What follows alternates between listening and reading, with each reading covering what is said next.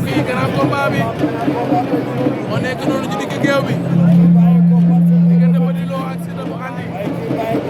ñaari mbër yaa ngi noonu ci biir géew bi Siteu bu Andi ngeen di gis noonu daa ngi koy xool ba xam niin na wala niinut ar baa ngi xool ba xam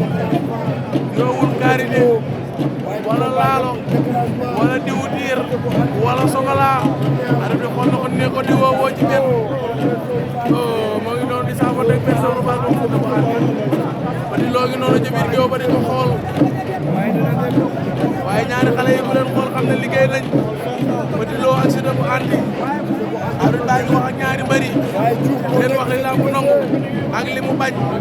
ne leen amul dóor ci loos amul dóor ci put amul koloj amul matt amul gànj bëri leen ci fulla ak fayda te le meilleur gagne loolu la arbitre bi wax fekkewu mu ko waaye loolu la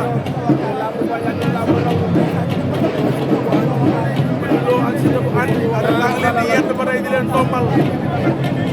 laa ilaaha illallah arbitre bi laaj na ñaari ciisi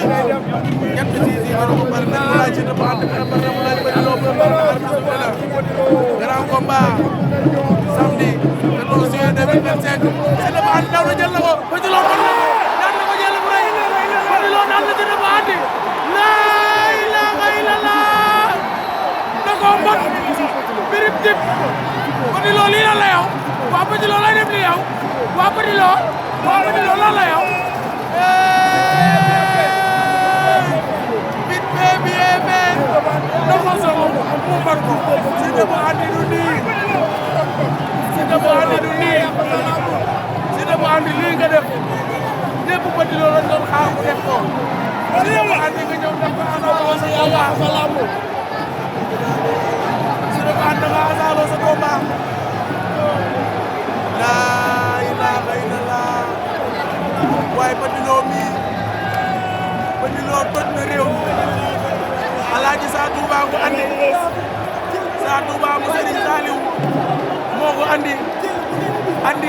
Bécaye ñoom ñaar ñëpp a daan Sa Touba man ñemewu ma ko Sa Touba mii ñemewu ma ko waaye Petit Lo def na njombe